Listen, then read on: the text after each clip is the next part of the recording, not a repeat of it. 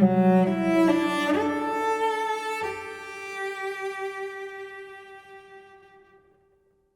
everyone. Welcome to Ætheology. My name is Jesse Abbott, a former minister in the Reformed tradition and now agnostic atheist. Today I have Julian. Welcome. Thank you. Our story goes back kind of a while, and it was very brief, interestingly enough, but we've kind of touched. So I was doing an internship and ended up down in Peru where he and his family lived at the time.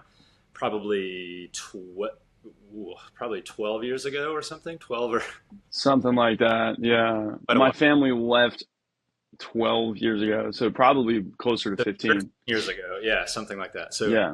I'm not sure. I guess I was there in, I don't know, 2013 or 20. Yeah. Regardless, it's been a while. Mm. So we just Mm-hmm. Mm-hmm. been, stayed peripherally in touch on social media and, yeah, there've been some discussions, I mean, very brief ones over the years about like just random, like you were in Greece and I had been in Greece. And so I was just like, hey, Yes. cool that you went to Greece. Like nothing really significant. And then we started Ætheology and then we just kind of reconnected and wanted to Yeah. discuss worldviews. And yeah, so maybe give Yes. a brief introduction to yourself and then we'll jump into kind of the meat of this. So. Yes. Julian Davenport. As Jesse has said, I spent a significant amount of time in South America as a missionary kid. My entire family was there. I was raised evangelical, very Orthodox evangelical Christian. My father was a pastor. My grandfathers were both pastors. But I am now, as the title, as you can see, I'm now an agnostic, and so I have. There's been a significant journey over the last like 5 years or so to kind of interact more intentionally with the worldview that I grew up with, and to kind of figure out where exactly I stand. And I think that my experience with hyper Orthodox evangelical Christianity and mission field all contributed to that conversation significantly. So, yeah, I'm super excited, super stoked to be here today. Yeah, absolutely. Thank you. Yeah, thanks for bridging the time gap between us. I think it's 14 hours between us.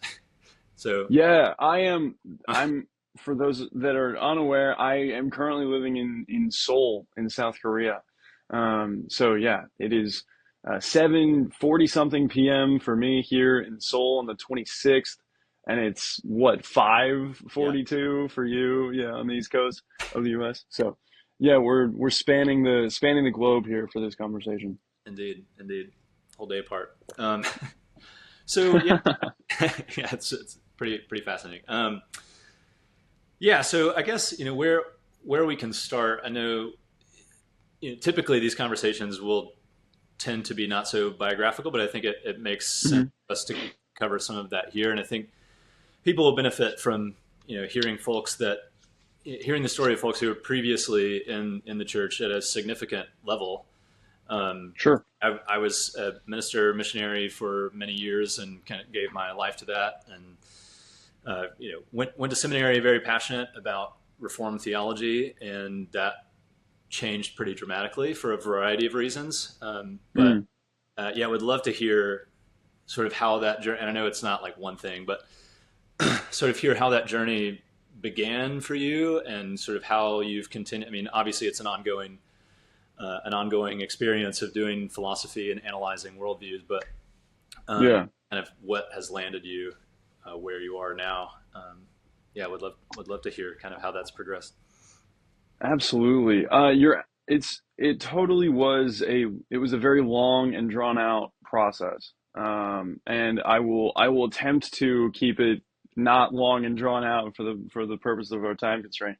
Um, I think the place that I would start, and this plays into like my worldview, is that um, the sort of hyper-Orthodox evangelical Christianity that I was raised with drew very heavily from Calvin, and as I'm sure you're aware and familiar with, and so it was hyper intellectualized, and this was aggravated by the family dynamic and my father's particular beliefs about he was, I think, even more than many of his peers, very focused on the intellectual aspect of Christian belief. And so from a very young age, I remember kind of taking issue intellectually with the idea of like you're supposed to have a relationship with God. That concept just never really made any sense to me.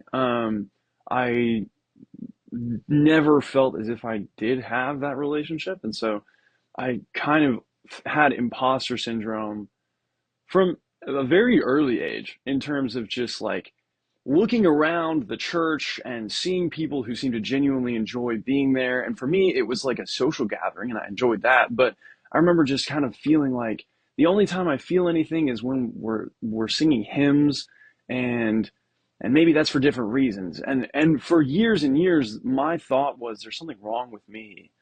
And it was only, probably 15 years later that I was able to kind of consider the possibility that maybe that wasn't what was at play.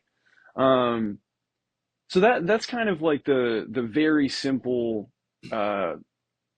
like foundation, I think, of what would eventually become my decision to leave the faith. Over the next, again, I can remember having feelings like that as early as probably 7 or 8 years old, about the time that people start to think of their ideas as their own. And interestingly enough, this is also applicable. I threw myself into the intellectual pursuit of knowledge about Christianity all the more kind of as a way to make up the difference, I guess. I was like, well, I don't have this relationship that everyone is supposed to have, but I'm going to know the Bible and I'm going to know apologetics better than like anyone my age. And thankfully my family and my father were very focused on that sort of intellectual academic side of things as well. So I was very much enabled and encouraged in that area. And so I ended up becoming very proficient with like the Bible, and very familiar with kind of different traditions of Christianity. It bears mentioning that I think my feelings about it, it's entirely possible that my dad shares those feelings and that his focus on intellectualism is also as a result of that. But I haven't spoken to him about that, so I can't say for sure. Fair enough. But anyway, my family ends up going to South America, and I think that was actually probably the best time for my faith. I think being there and feeling as if I was like actually doing something to further the mission, like no pun intended, I think was something that I was able to kind of like ground myself a little bit more. And it was also the culture of worship in South America was less intellectual and much more gave itself over to, there was much more influence from, I totally lost the denomination name. Yeah, there's a lot of Assemblies of God presence and sort of like Yes. in South America for sure, and I think that's true of a lot of areas in I don't use the term third world, but it's like in a variety of parts of the world where this is sort of a new, Christianity in its evangelical form is sort of a new development. In terms of the timeline of the culture, I think that tends to be the dominant view. I mean, it's not the case everywhere, but it just seems to be broadly my experience. But yeah, so yes, a more experiential. Yeah. Anyway, that was a bit of a reprieve, I think. It was also I was also disconnected from the hyper intellectual pursuit of like Christian study. I was in, as you said, a developing country, and they just didn't have the same focus in the schools that I was in as I had had when I was getting homeschooled in the U.S. And so I think that was at least a bit of just there was no like increase or decrease, but I don't have any particular like thoughts associated with that time, I guess, that are other than positive. Um, but due to a myriad of circumstances, my family found ourselves back in the U.S. after about 4 years in Peru, and my family was, to be incredibly vague, in a period of transition for basically the next 5 years. Over the course of that period of time, my parents would get divorced. My dad was an ordained pastor in the church, and so he was opposed to the divorce and didn't see it as biblical. And so, without getting too much into the details, I'm sure you can imagine this sort of like clashing of beliefs of um, everything that I was hearing from both sides of that new divide in my family, and the the problems that ultimately led to my parents' split were by no means religious. Like it was not a religious contention. However, they did have a difference of opinion on that category. And so, as with all things, religion relates to life. And so that was a facet of all of that transition that was happening for me. Um, so I ended up, I think we moved, or I moved anyway, maybe like 6 times in 3 years. I was in two different high schools, or three different high schools, from ninth grade to 12th grade. So just a period of significant transition, and a lot of instability. Um, and all of that time, I was still very much in the same evangelical tradition. Um, However, I think even at that point, I had quote unquote bigger fish to fry. Um, in that period of my life, I was like had a lot of other things on my mind. Um, but I do remember having the distinct feeling that, again, just vaguely speaking, the way that people that I respected were handling the situation led me to believe that maybe I wasn't the problem. That feeling that I had of like, I feel like I don't understand what they're talking about. I feel like this doesn't work. Um, for me anyway, the way that I saw pastors and people that I had grown up respecting handle themselves in the context of that divorce, um, was very kind of telling to me. Um, and I think that was the first seed planted of like, I need to start thinking about these things for myself. I need to start, I need to deconstruct everything, and I need to go back through and see what I actually believe. Um, and so I did that in the years above the end of my time in high school and then into college. I deconstructed um, basically my entire belief system. And interestingly enough, at the time, I came up with Christianity still. Um, in retrospect, I think it was just with all of the other transitions that were happening in my life and all of the instability and the fact that I have many siblings, I'm the oldest. And so naturally, like in over the course of a custody dispute and everything that was going on, there were a lot of people relying on me. Whether I would admit it or they would admit it, that was the fact of the matter. And so I think that at that point in time, I just didn't want any more uh, transition or any more change than I was already going to have to deal with. Um, but then I graduated from high school, and went off to college. And I think all of the um, all of the things that I had not been able to think about because I had been undergoing so much transition, when I separated myself from my family and separated myself from the roles that I had within that world, and went away to college. And to be clear, I went to a very conservative, I went to a hyper Orthodox, very conservative Christian evangelical college. So it was not that much of a change of pace. But even so, all of the doubt and all of the things I had been thinking about just absolutely hit me like a truck. I think I had been, I use the analogy of like I've been like pulling them behind me, and then I stopped moving. I got to college and didn't make friends as quickly as I thought I would, and just kind of stagnated. And then that train that I had been pulling just absolutely floored me. And so, again, without getting too much into the weeds, over the course of the 3 years that I spent at that institution, I basically acted out a lot that all of that baggage, I guess. That's a really loaded word, but I think in this case, its use is warranted. I basically acted all of that out.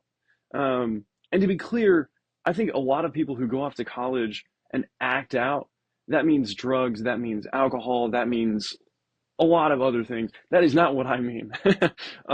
But the school that I was at, for better or for worse, was had very strict rules about those sorts of things.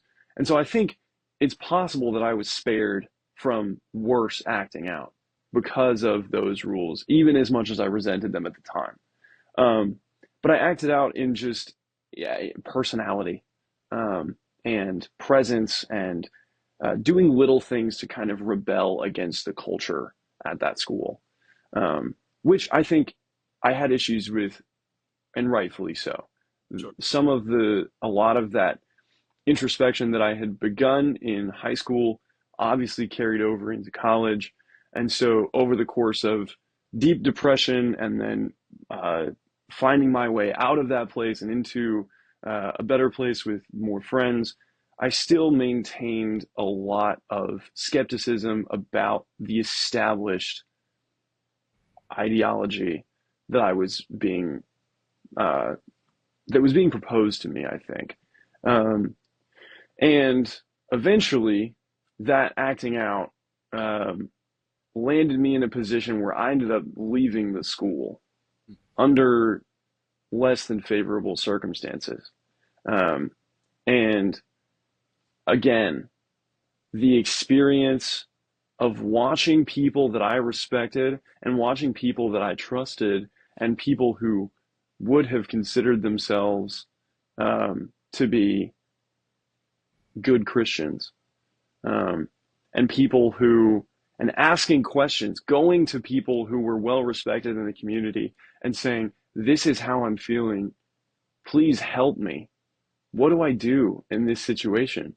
And just having that person, despite being significantly older and wiser than me and more experienced with the Bible, unable to kind of handle the severity of my questions and of my doubts, from an intellectual standpoint, I think, was really, really shocking to me.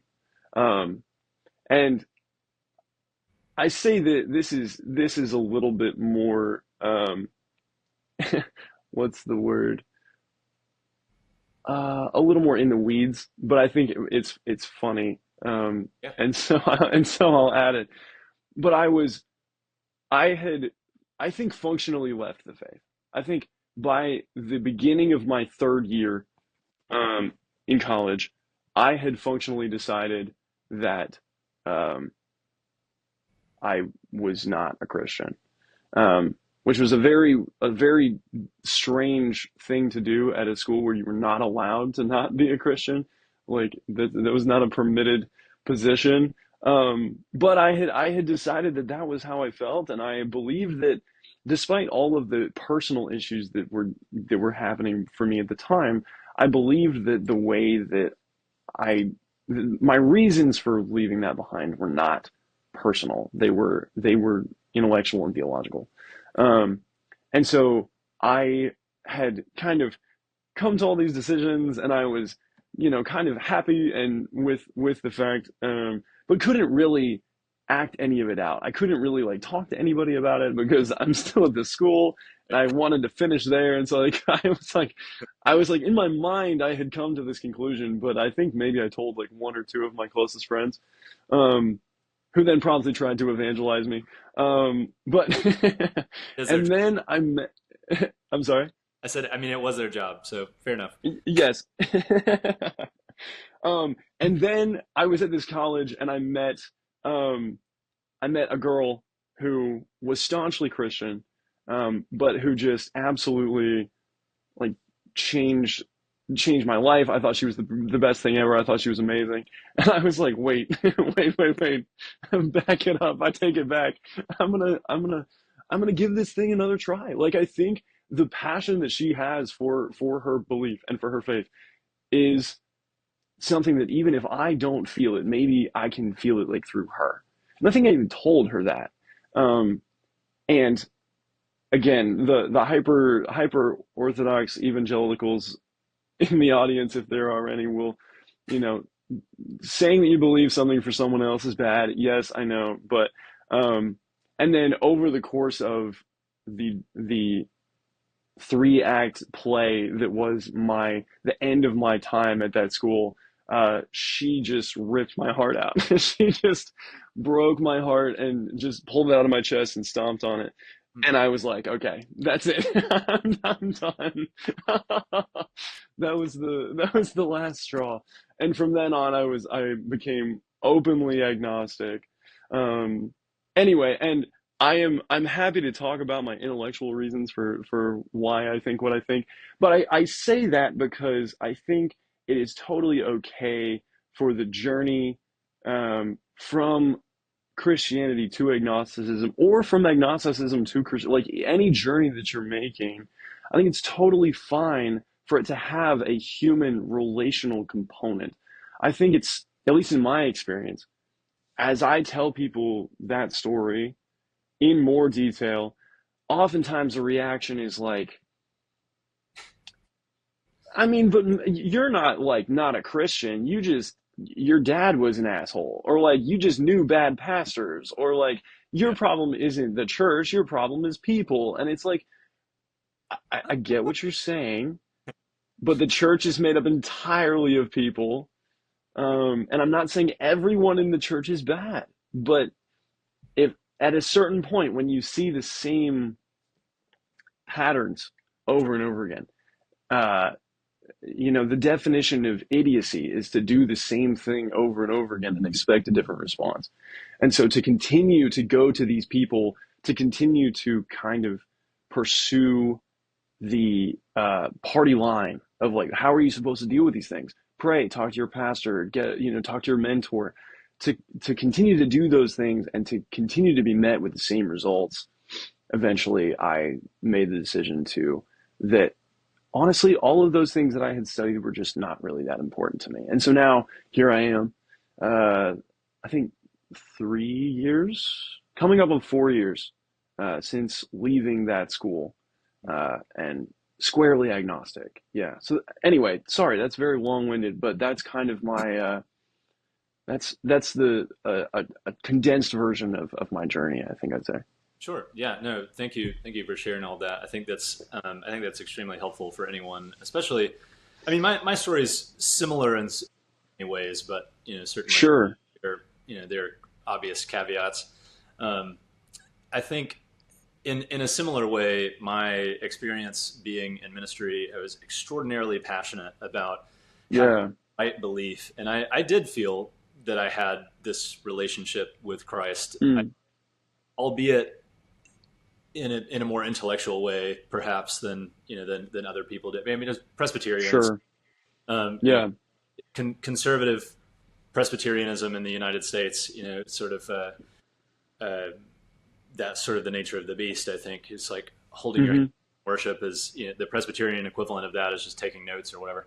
So it's sort of, I was very content to have a very intellectual faith, and I felt that my intellectualism and my study of what it meant to be classically reformed, and studying regulative principle and having right systematics, I think all those things were, you know, to me at the time, an aspect of my worship and my approach to worship.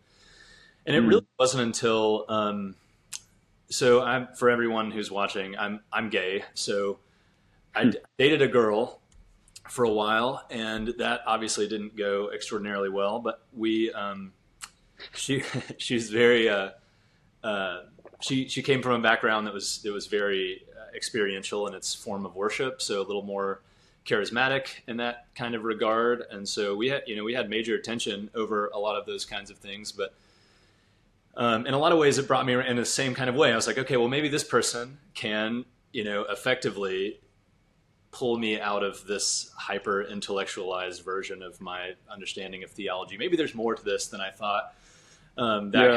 Maybe there's more to this. And I told her early on, I was like, hey, this is my struggle is same-sex attraction as the label goes. And yeah.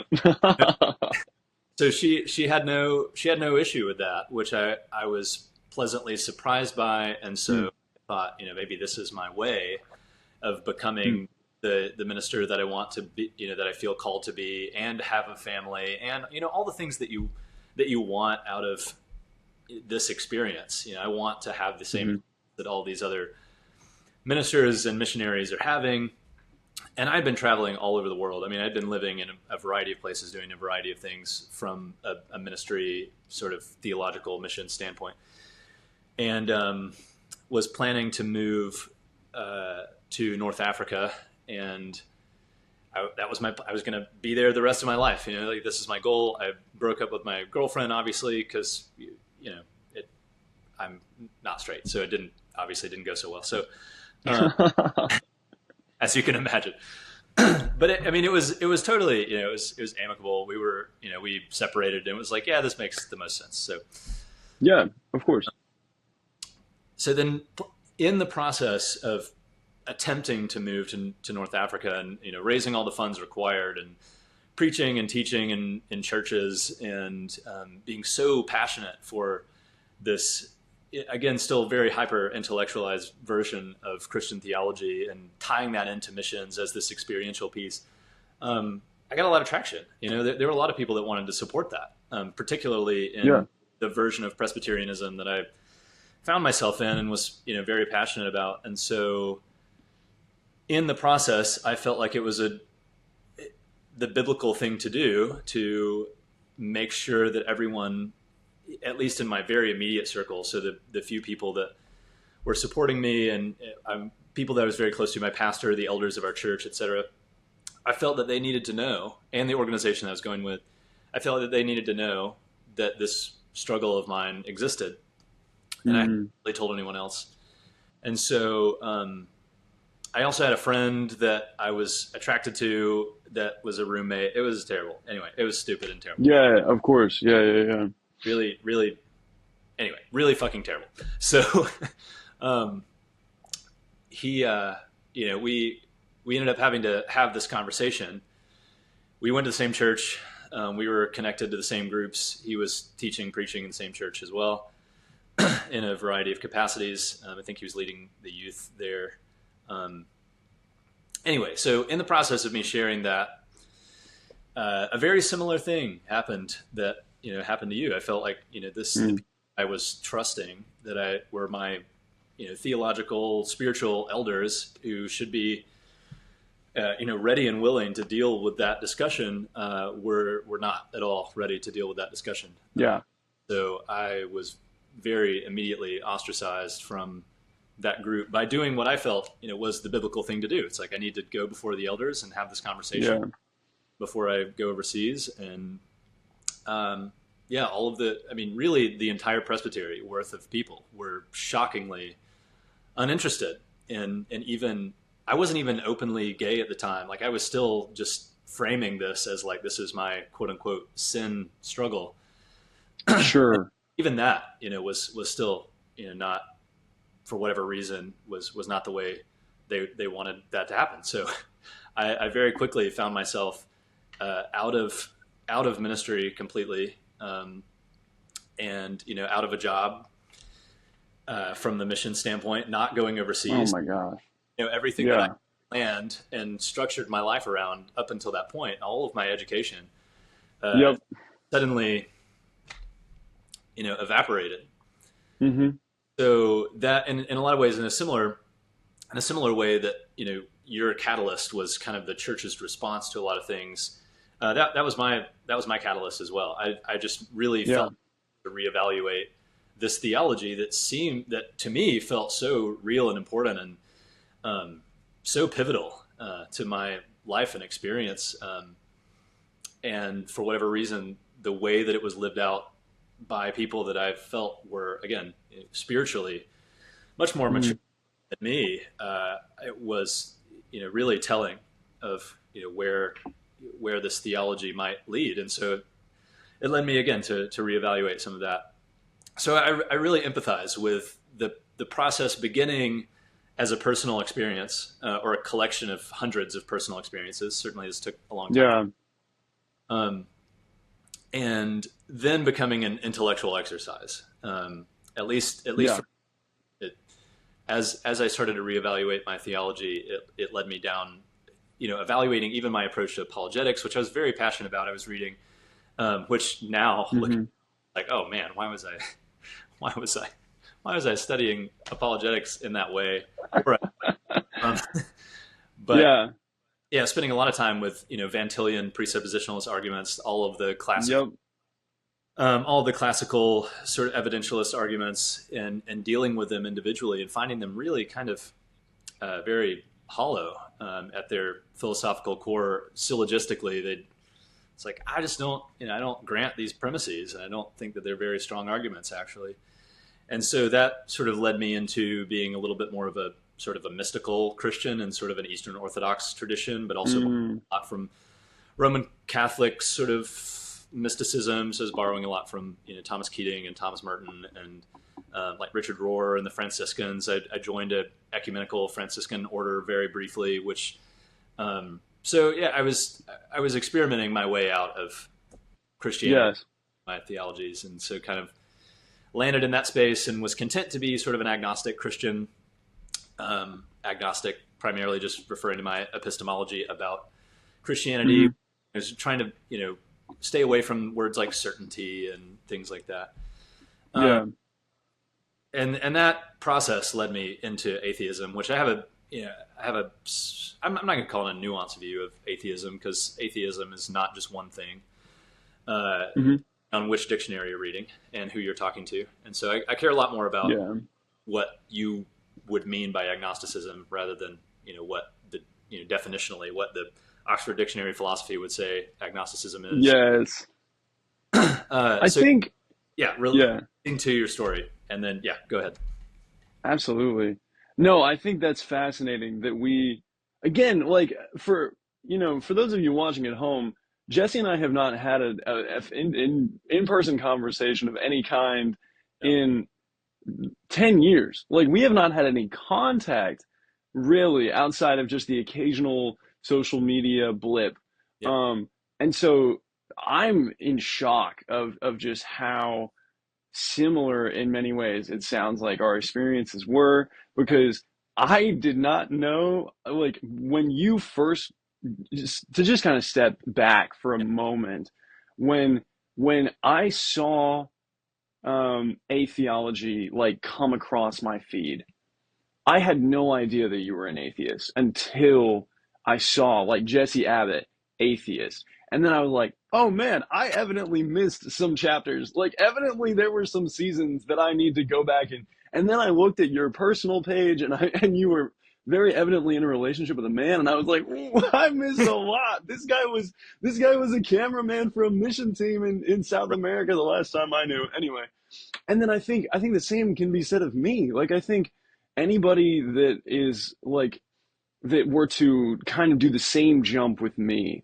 would have met, I mean, the 10-year-old that you met in South America, I don't know how much we interacted, but especially once I got into like high school, I was absolutely an apologetic nightmare. Yeah. Like I was just the most infuriating person to have a conversation with about predestination Of or anything related to that. Just knew all the names and all the words. course. And now like I'm on the other side of the world and just really and to now get to your the answer to your question about agnosticism, I didn't frankly and I think, this right now is probably the most like in-depth consideration of my personal like religious beliefs that I have done, just kind of uh, as an exercise that I've done probably since I left the faith. I think my feeling about it, and I think maybe our stories sounds like our stories bifurcate here a little bit. You left behind the very very kind of like strict like uh, background that you had, but you continued to kind of pursue Christian concepts, I guess it sounds like, until you eventually found yourself at like a very hard like definition of atheism for yourself. For me, I think maybe a lot of that happened behind the scenes while I was still at the religious college. I think maybe I was kind of, and of course that college wasn't entirely the same camp. There were different people, and I think probably for the first time I was exposed to different strains of Christianity, and so I kind of tried them out a little bit, or at least was exposed to them a little bit more. But basically, all that to say, by the time I finished my time at that school, by the time that girl broke up with me, and by the time I found myself like literally on the street, with no like, no educational prospect to speak of, and um, like like no job, no car, no house, all of that. Um, I was done. I was very much, I had already done the intellectual work of kind of like, why don't I believe this? And I want to get to that in a second, because I think you and I are probably very similar in that regard. But before I go back to that, I was so, I just did not care. And I think that's really what agnosticism comes down to for me. And I don't say that with any malice. It's not malicious not caring. It's just that you can't prove to me, like empirically, you cannot prove to me that God exists in the same way that I can't prove to you that he doesn't exist. Right. Like there's no proving to be done one way or the other. And so, I consider myself agnostic, which not no, like agnostic, that's what that means. And I know you know that. But because that sums it up entirely, is just I don't know, and I don't care to spend any more intellectual effort outside of when I want to. Like if you and I wanted to have, given our experiences, I trust that we could have an intellectual conversation about like the minutia of it. And if you can't tell by how enthusiastic I am about this conversation, I love that stuff. Like that background is still very much there. Yeah. But when the rubber meets the road, I don't know if hell exists. I can't prove it does. You can't prove it doesn't. And I don't care. So I'm going to try to live to be the best person that I can by the pursuit of meaning that I think is most in line with what's best for the human race and da da da da da da da. Yep. But when the rubber meets the road, I don't know if God exists, and I don't care. Yeah, that's basically what it means to me. Yeah. No, that's totally fair. And I think, interestingly enough, I think we land in. I mean, I think we're defining ourselves slightly differently, but as Sure. I identify as an atheist regarding my belief structure, and Mm-hmm. that I'm an agnostic atheist, Okay. regarding my epistemology. So two Okay. very slightly different things, but there's so much like back and forth conversation online and everywhere about what an atheist, Mm. what an atheist isn't, or what it's like. Oh, Jesse, you're just agnostic. It's like, well, okay. I mean, fine, whatever. Define me however you want. I'm Yeah. happy to, I'm happy to talk to you about what I mean by all these terms. Yeah. but yeah, I mean, I would largely agree with that. I don't think the hard atheists. I'm also, categorized by some people as a soft atheist, a lack theist. Mm, Like I just okay. lack a belief in God. I don't take the hard atheist or anti-theist stance, which is like definitively there is no God, and I think that adopts a burden of proof that I agree with you. I don't think anyone can. Yeah. Um, and I'm not interested in attempting to. I mean, it also depends on the God. I think if there's a God that's Yes. Yes. very obviously contradictory in some way, I would say that yeah, very probably that God probably doesn't exist in Yeah. a definitive way. But I don't believe you can know anything for certain. So I certainly don't hold Yeah. any. Ironically, just said certainly. I don't hold any of my beliefs with a degree of real certainty. I could say like Yes. moral certainty or like this is where it gets really sticky because you have to define all your terms and what we mean by truth and what we mean by Yes. things. And Yeah, those sorts of conversations, that's when it starts to exhaust me. Like, so long as, like, if you and I can have a conversation about, like, what we actually mean, that's awesome. right. But a conversation where it gets down into, like, well, actually, I don't care. Yeah, You lost me right there. yeah. Boom. Bye. Like, Totally done. Totally done. yeah. Yeah, Yeah. it's really fascinating, and I hear that a lot from folks. Like, oh, well, you're not really an atheist. It's like, okay, sorry. I mean, I Did you want, you win. Okay. I mean, Yeah. you got me. I Yeah. guess. Yeah. Like, or it's like, oh, there are no real atheists, and it's like, okay, well, that's a little more theological. I mean, you're pulling from like Romans 1, and okay, fine, let's Yeah. talk about it. But like, if you're saying that my definition of atheism isn't atheism, like, I don't give a fuck. I don't know, whatever. Like, Yeah. Yeah. fair. Yeah. And Yeah, and I think my one of the most liberating things about I think my whole like journey with all this is that apathy. Like these conversations, um, and I'm referring to like any sort of many you have evidently had conversations with people who were also in an atheist camp who wanted to try to tell you what you did or didn't believe. Most of my experience with conversations like that have been absolutely had with theists and mostly people in my personal life who were, you know, I believe from a place of like care, trying to like bring me back into the fold or something. And um the like so long as we keep the conversation cordial, like you can um they have points that they want to make, and then I have thought actually really deeply about this, and I have very specific reasons why I believe the things that I believe. So don't let my apathy fool you. yeah, Um, but I'm not like I just if the conversation turns dire, I just disconnect. Like I don't care. I don't um and there's so much peace to be had with that, I think. To not for me anyway, the fear of hell was always something that was kind of like lurking behind me throughout my entire childhood. I never felt like I was safe. I absolutely felt Martin Luther's like terror.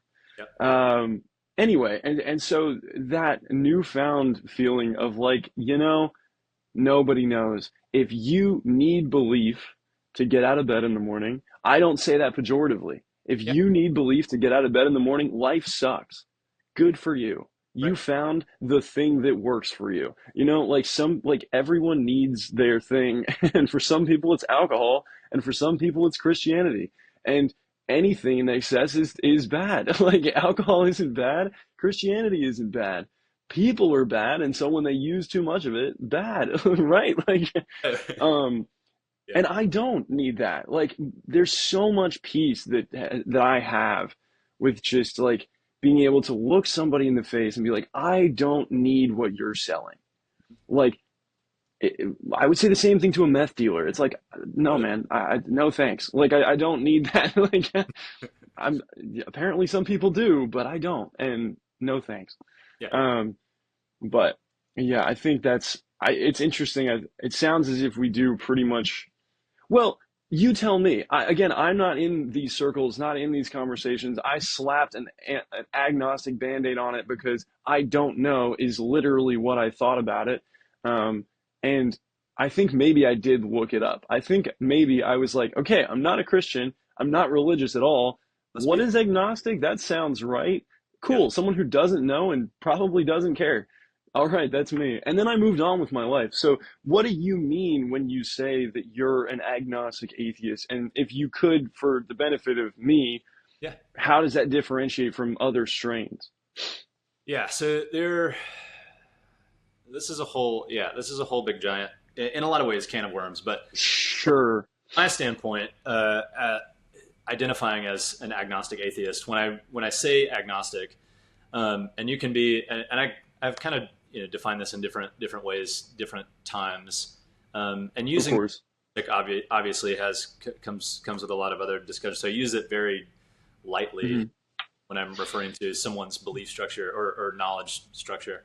So if I say that I'm an atheist, and I could say that I'm an agnostic atheist, or I'm a quote unquote Gnostic atheist, or I'm a hard atheist, so there are different strains in that kind of space. Okay. That I'm essentially saying I don't know whether or not there's a God. Okay. I don't believe that there is. I'm unconvinced that there is a God, and so that lands me in many. Again, the definitions get really annoying, but yeah. that lands me sort of traditionally in an atheist camp when it comes to my belief structure. So I don't know whether or not there's a God. I don't know there is, and so when it comes to belief, I'm atheistic from the standpoint of my belief structure because there's no God in my belief structure.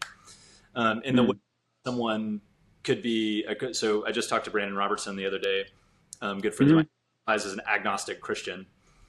And so he would say that his belief structure is Christian primarily. He believes that there is a God, but he doesn't claim to know with any level of he would say this right now. That's like I can't demonstrate to you that there's a God. Like all the primary classic Christian arguments, apologetic arguments, don't hold a lot of water or any water. No.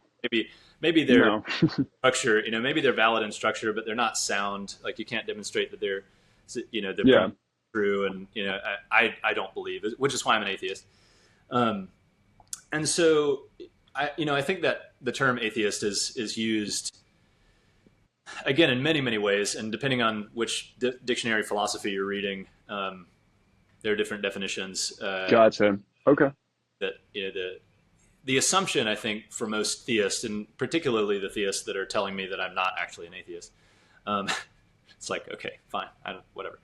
But they're typically utilizing that very, very classic definition, which is essentially the hard atheist position that says there is no God, which again I think adopts a burden of proof that I don't believe anyone can meet. Yeah. Depending on the God. Absolutely. God. Yeah. I think the gods that have been, again, sort of God of classical theism or the God of the philosophers is one that is the one I don't know about because I can't demonstrate either way. But there are other gods that have been proposed that I would say probably the contradictions are so severe that I could probably say that God doesn't exist, but not with any kind of real 100% certainty. Not with any scientific. Yeah. Sure. Yeah. Sure. I could just say that there's contradictions in there that make it extremely unlikely, but yeah. I think it's really interesting because what I'm hearing, and I know this is true for me, which is why it's interesting because like when I decided to call myself agnostic, it wasn't so much about making a philosophical statement as it was about communicating something to the people that I was going to say that word to. And to a lot of people, when I say I'm agnostic, they're like, I don't know what that means, but I would be like, I'm not religious or I don't believe in God. And they would be like, okay, cool. Yeah. And then there would be the Christians from my life, back when my life was chock full of them, not pejoratively, but just I had a lot of Christian friends. Yep. And to me, the agnostic label was super helpful because it primed them for the conversation of like, I don't care and I don't have burden of proof and I will not take it from you and I will not give it to you either. Like, so for me, it wasn't so much about like a definitional thing so much as it was a way for me to communicate effectively to people, kind of my posture. And I think maybe when you say that you're an agnostic atheist, you're doing the same thing, just for you it's different. Like, agnostic atheism is the best way for you to communicate your posture about what you think, but you just happen to have run in circles with people who want to nail the definitions to the floor. Mercifully, I have been spared that. So So it's really interesting, and that's, I mean, I'm glad you've been spared that, because it's stupid. I find I find the conversation very interesting, and I have had to be very precise and pedantic about. Okay. Oh my gosh. Unfortunately, just because. And interestingly enough, so maybe an area that we might diverge is sure in regard to apathy, and again, not using that. I'm using your definition. Yeah. Where and there was certainly times where I didn't care either, but and there's still times that I don't care, depending on what we're talking about. Mm-hmm. There are plenty of topics, like I still hang out monthly with a group of Presbyterians here, and I've said this, I think, on every episode so far, but it's like a group of guys that they want to know like what I mean by all these things, and I do care to some degree, because I think, at least in my space, these ideas and concepts affect me in indirectly or directly, depending on what we're talking about. So okay. The theism that I experience on a daily, or I wouldn't say daily, but on a very regular basis, does affect my life. So I think that I care in the sense that I want the understanding of my position to be such that, like, I've thought this through, and we can discuss all my definitions if you would like to. I'm happy to do that. And also, like, I haven't really done anything in that space yet, but I took the position as the state director for Georgia for American Atheists recently, which is primarily focused on church-state separation issues, but a whole bunch of other things that are more ethical, which really have nothing to do with atheism. Which atheism really is just a stance on one thing. Like, I don't believe that there's a God. There's nothing else that comes with it. I mean, I think there are a lot of atheists that are typically a little more progressive, or a little. I mean, I think that just kind of comes with it, but I don't think definitionally it has anything to do with it.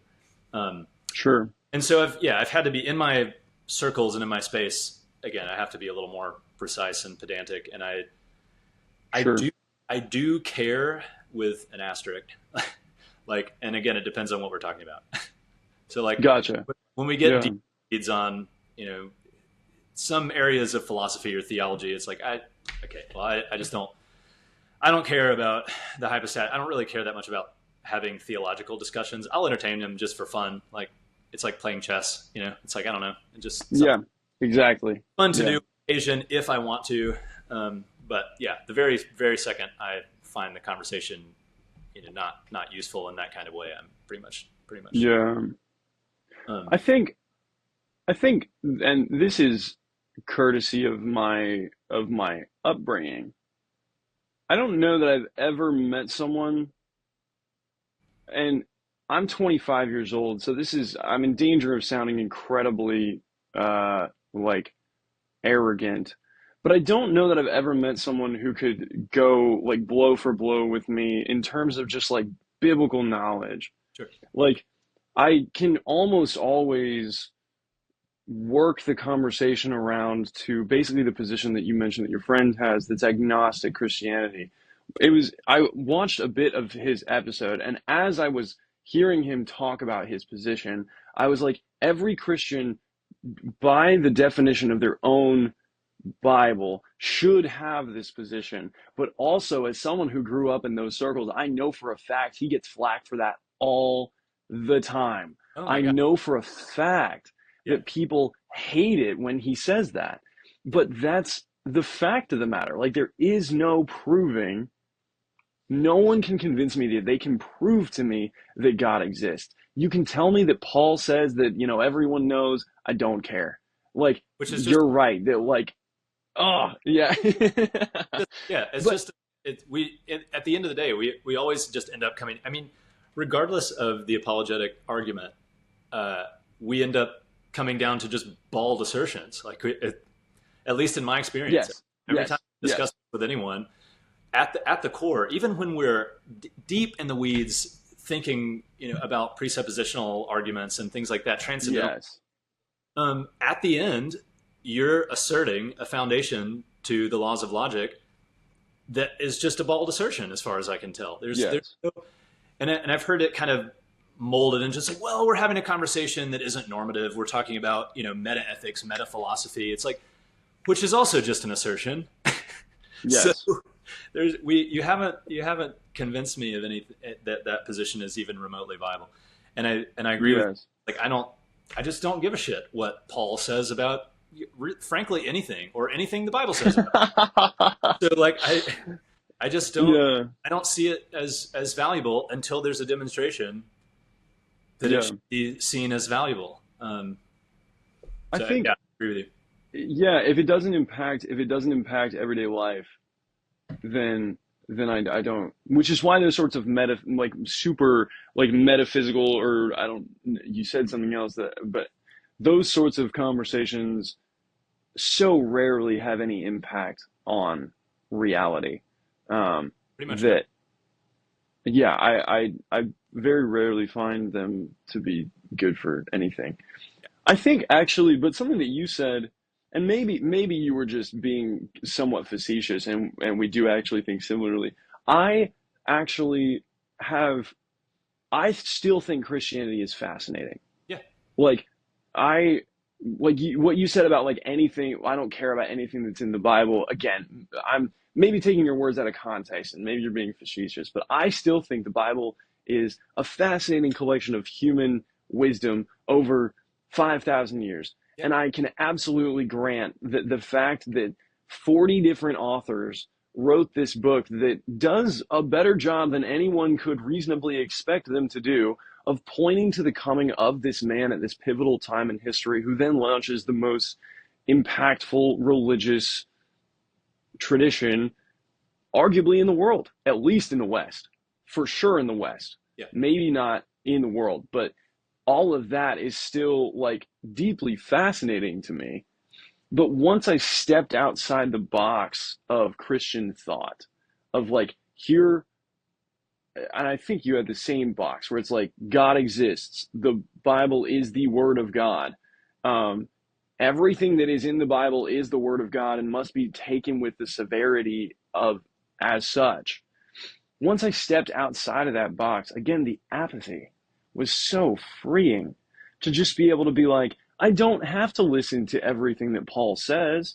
I don't have to listen when he says, women don't speak in church, when he says all these deeply problematic things that have impacted history so badly for so many years. Yeah. But I can still look at the other things that he has to say where he is, I use the term inspired, not in the literal sense, but in the, like, rhetorical sense. He had some really inspired things to say about Jesus and about the faith and about the church and about, all of that stuff. And I can look at those things with so much more from the lens of apathy and be like, wow, I can appreciate this now that I don't have to white knuckle, like, my beliefs about it. It's really fantastic. I've really enjoyed it. No, and I feel Yeah. I feel very similarly. And yeah, when I say that I don't give a shit what the Bible, primarily I'm Yeah. from the standpoint of an argument, from the standpoint of an apologetic discussion or debate. Yes. I just don't like, if you're going to appeal to the Bible in this discussion for evidence. Yes. I find that extremely circular and problematic for a variety of reasons. So that's why I say, like, Yes.